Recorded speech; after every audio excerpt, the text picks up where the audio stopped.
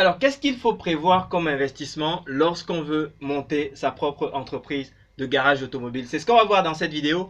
Et tout de suite, ce que je vous propose, c'est de rentrer dans le vif du sujet. Alors, en fait, vous avez trois incontournables dans le business du garage automobile. Si vous voulez ouvrir votre garage, les trois choses essentielles qu'il faut prévoir dans votre plan d'investissement, eh bien, ça va être tout d'abord le petit matériel et outillage. Et ça, bon, je pense que vous vous en doutez, c'est toutes les clés, voilà, tout le nécessaire pour pouvoir justement intervenir sur un véhicule, toutes les caisses à outils, toutes ces choses-là en quantité suffisante pour vous et l'ensemble de votre équipe. Donc ça, c'est vraiment le premier métier.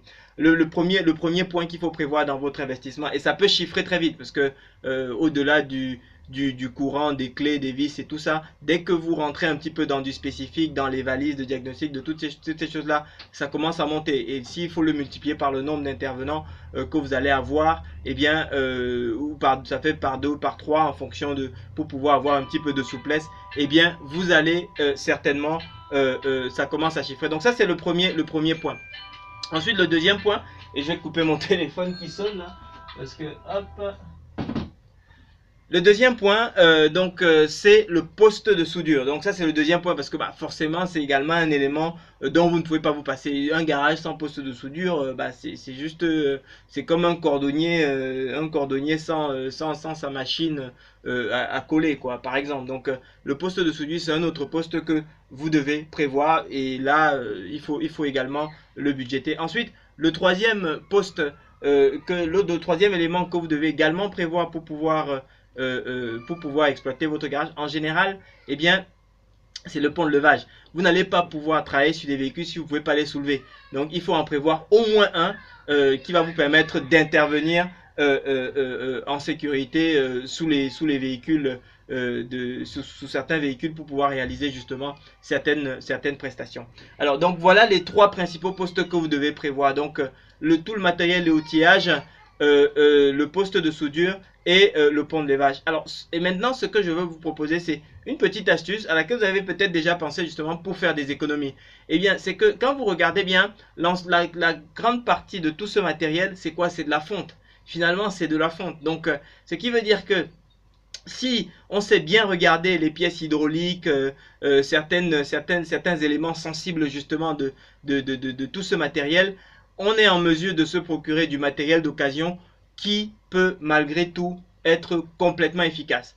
Donc, si vous êtes short en termes de budget, eh bien, regardez du matériel d'occasion parce que ce dont vous avez besoin, peut-être que d'autres personnes n'en ont absolument plus besoin et sont prêts à vous les céder à des conditions très intéressantes. Mais ici, mon conseil, c'est vraiment d'y aller avec un connaisseur parce que si par contre vous achetez quelque chose qui est quasiment en fin de vie et qui va vous lâcher d'une seconde à l'autre, finalement, à chercher à faire une économie, finalement, vous allez payer 2 fois le prix parce que vous allez être obligé de le remplacer beaucoup plus rapidement. Donc, voilà un petit peu ce qu'il faut prévoir, ce qu'il faut imaginer en termes d'investissement. Par contre, à côté de ça, si eh bien vous allez si vous passez par les enseignes, si vous voulez pas le faire tout seul, vous passez par les enseignes parce que elles vous apportent tout un confort en termes de marketing, de commercial, de savoir-faire, d'encadrement, enfin même de recherche d'emplacement qui est vraiment le point zéro.